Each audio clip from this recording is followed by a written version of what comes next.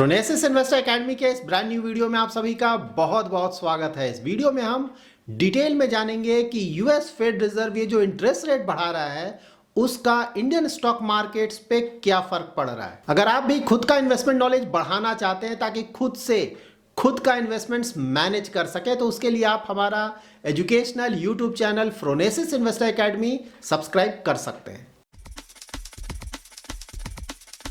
US Fed reserve ने फिर से इंटरेस्ट रेट बढ़ाया है और इस रेट हाइक के बाद यूएस का जो ओवरनाइट इंटरेस्ट रेट है उसका रेंज हो गया है 4.75% टू 5% का। लास्ट ईयर से यूएस फेड रिजर्व लगातार इंटरेस्ट रेट बढ़ा रहा है, काफी तेजी से बढ़ा रहा है। उसका कारण ये रहा है कि यूएस का अगर आप इन्फ्लेशन देखेंगे लास्ट ईयर तो वो बढ़कर 9.1% तक चला गया था, जो कि उनके 40 ईयर हाई का नंबर है।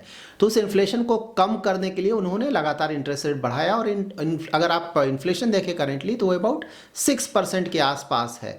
तो ऑल्दो इन्फ्लेशन पहले से काफ़ी कम हुआ है, लाइक 9.1% से अब 6% पे आ गया है, लेकिन अभी भी इन्फ्लेशन वहाँ का काफ़ी ज़्यादा है। उसका रीज़न ये है कि यूएस एक डेवलप्ड कंट्री है और वहाँ पे जो इन्फ्लेशन का टारगेटिंग होता है वो 2% का होता है। दैट इज़ वहाँ पे उन्हें 2% इन्फ्लेशन चाहिए। तो अभी भी 2% और 6% का गैप काफ़ी ज़्यादा है, इसीलिए वहाँ अभी भी इंटरेस्ट रेट बढ़ रहा है। पहले ये लग रहा था कि फेड रिजर्व इस बार 50 बेसिस पॉइंट से रेट हाइक करेगा, लेकिन लास्ट फ्यू डेज में यूएस के बैंकिंग सेक्टर में प्रॉब्लम आया है।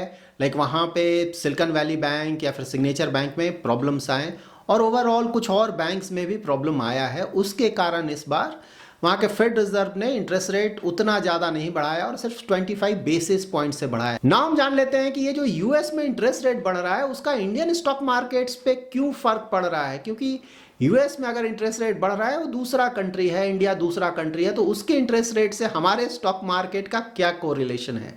और यहाँ पे आगे हम ये भी जान लेते हैं कि अगर यूएस के इंटरेस्ट रेट का इंडियन स्टॉक मार्केट पे फर्क पड़ता है तो फिर हमें ये जानना जरूरी है कि यूएस में और कितना इंटरेस्ट रेट बढ़ सकता है और साथ ही उस बढ़ते हुए इंटरेस्ट रेट का फ्यूचर में इंडियन स्टॉक मार्केट्स पे के परफॉर्मेंस पे क्या फर्क पड़ेगा। यहाँ पे हमें सबसे पहले यूएस इकोनॉमी के इंपॉर्टेंस को समझना होगा। तो यूएस का जो इकोनॉमी है, जीडीपी है, वो वर्ल्ड में सबसे बड़ा है। साथ ही उनका इक्विटी मार्केट और डेट मार्केट वर्ल्ड में सबसे बड़ा है और उनका जो करेंसी है यूएस डॉलर्स।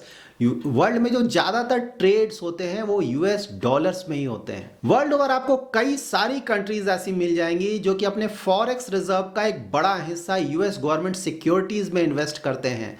लाइक चाइना का फॉरेक्स रिजर्व सबसे बड़ा है, 3 ट्रिलियन यूएस डॉलर से भी ज्यादा बड़ा, तो वो भी एक बड़ा हिस्सा यूएस सिक्योरिटीज में इन्वेस्ट करते हैं। जापान का भी अगर आप देखें तो 1 ट्रिलियन यूएस डॉलर से ज़्यादा का उनका फॉरेक्स रिजर्व है, उसका भी एक बड़ा हिस्सा वो यूएस के गवर्नमेंट सिक्योरिटीज में इन्वेस्ट करते हैं। इंडिया का भी अगर आप फॉरेक्स रिजर्व देखें तो अबाउट 560 बिलियन यूएस डॉलर्स के आसपास है। तो इंडिया का सेंट्रल बैंक भी इसका एक हिस्सा यूएस के गवर्नमेंट सिक्योरिटीज में इन्वेस्ट करता है। तो यहाँ पे ऑफकोर्स ये क्वेरी है कि ये इतना सारा पैसा यूएस के गवर्नमेंट सिक्योरिटीज़ में क्यों इन्वेस्ट किया जा रहा है। तो इसका रीज़न ये है कि जैसा कि मैंने ऑलरेडी आपको बताया कि यूएस का इकोनॉमी है, उनका इक्विटी मार्केट है, डेट मार्केट है, उनका करेंसी है, ये सारे कुछ वर्ल्ड में नंबर 1 है। उसके साथ ही अगर आप यूएस का क्रेडिट रेटिंग देखें, उस कंट्री का क्रेडिट रेटिंग, तो वो AAA है। ऑफकोर्स S&P ने लास्ट कुछ सालों पहले AA+ रेटिंग दिया था, लेकिन अभी भी कुछ एजेंसीज हैं जिन्होंने यूएस को AAA रेटेड का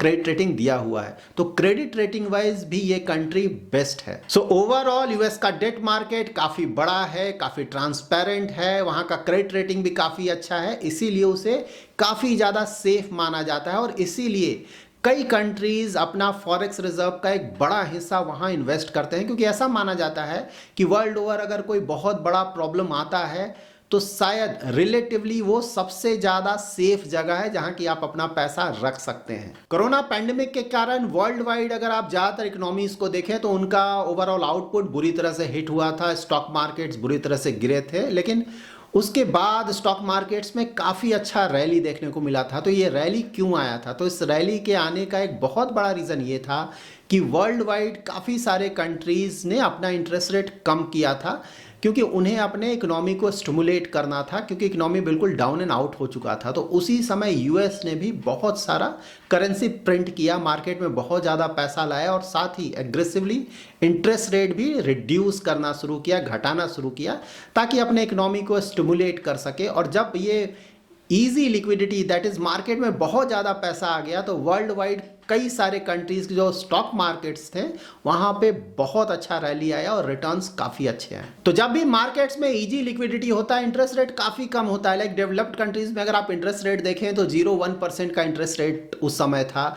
तो नेचुरली वो जो इजी लिक्विडिटी था उसका एक बहुत बड़ा हिस्सा इक्विटी मार्केट्स में गया, वर्ल्ड वाइड इक्विटी मार्केट्स में गया। इसीलिए अगर आप यूएस के मार्केट्स का परफॉर्मेंस देखें बहुत अच्छा था। इंडियन इक्विटी मार्केट्स का भी अगर आप परफॉर्मेंस देखें 2020 और 2021 तो वो बहुत अच्छा था। लेकिन 2021 के लास्ट होते होते जो स्टॉक मार्केट्स का परफॉर्मेंस है वो हिट होने लगा, दैट इज़ वो नीचे जाने लगा। उसका एक बड़ा रीज़न ये था कि उस समय तक इन्फ्लेशन ऊपर जाना शुरू कर चुका था। तो जब भी इजी लिक्विडिटी होता है मार्केट में, जब भी पैसा काफ़ी ज़्यादा अवेलेबल होता है मार्केट में, इंटरेस्ट रेट काफ़ी कम होते हैं, तो उसके कारण इन्फ्लेशन फिर बढ़ने लगता है। और इस इन्फ्लेशन को कम करने के लिए जो डिफरेंट कंट्रीज़ हैं, mostly US government, US central bank, उसने जो इजी लिक्विडिटी था उसे कम करना शुरू किया। सेंट्रल बैंक ने इंटरेस्ट रेट बढ़ाना शुरू किया। इनफैक्ट इंडिया में भी यही हुआ था।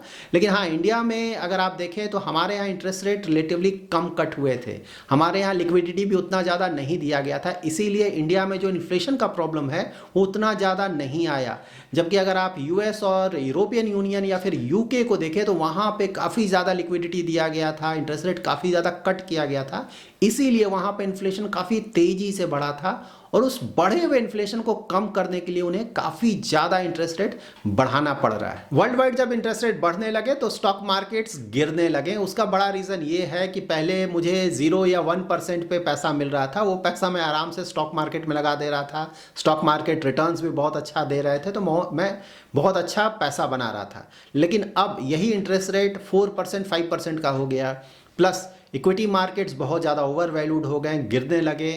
तो अब ये जो पैसा है 4-5% पे मिल रहा है, अगर मैं इक्विटी मार्केट पे लगाऊं तो इक्विटी मार्केट तो लगातार गिर रहा है, फ्यूचर भी हमें नहीं पता है कि क्या होगा, क्योंकि वो बहुत ज़्यादा रिस्की एसेट क्लास माना जाता है। जबकि डेट अगर आप देखें, अगर मेरे पास कोई सरप्लस पैसा है तो मैं डेट में वो पैसा लगाऊंगा, लाइक यूएस डेट में, क्योंकि यूएस डेट को वर्ल्ड में सबसे ज़्यादा सेफ डेट माना जाता है। अगर वो मुझे 4% का रिटर्न दे रहा है, वो भी एश्योर्ड रिटर्न जो कि मुझे मिलेगा ही, तो ऑफकोर्स मैं अपने जो भी मेरा पैसा है उसका एक हिस्सा उस वहाँ भी इन्वेस्ट करूँगा। और इक्विटीज़ में शायद मैं इन्वेस्ट ना करूं या फिर काफ़ी कम करूं, क्योंकि यहाँ पे एक तो आने वाले फ्यूचर में मुझे लगता है कि नेगेटिव रिटर्न्स मिलेगा, क्योंकि बहुत ज़्यादा ओवर वैल्यूड है और साथ ही ये बहुत ज़्यादा वोलाटाइल है। एग्जैक्टली मुझे नहीं पता है कि कब रिटर्न्स आएगा, कितना रिटर्न है। So because of these factors FIIs ने इंडियन इक्विटी मार्केट से अपना पैसा काफ़ी हद तक निकाला था और वो पैसा दूसरे मार्केट्स में इन्वेस्ट हो रहा था।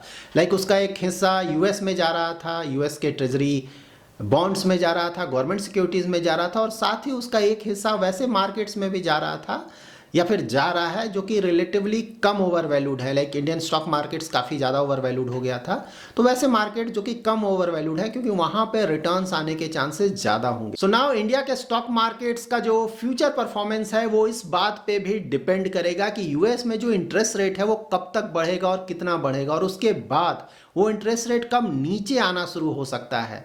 तो यहाँ पे अगर आप फिलहाल यूएस का इंटरेस्ट रेट देखें तो ऑलरेडी ज़्यादातर इंटरेस्ट रेट हाइक हो चुका है। यहाँ से एट मैक्स एक रेट हाइक शायद और हो सकता है, वो भी तब होगा जब उनके बैंकिंग सेक्टर में या फिर दूसरे किसी सेक्टर में किसी तरह का प्रॉब्लम नहीं आए because of high interest rate.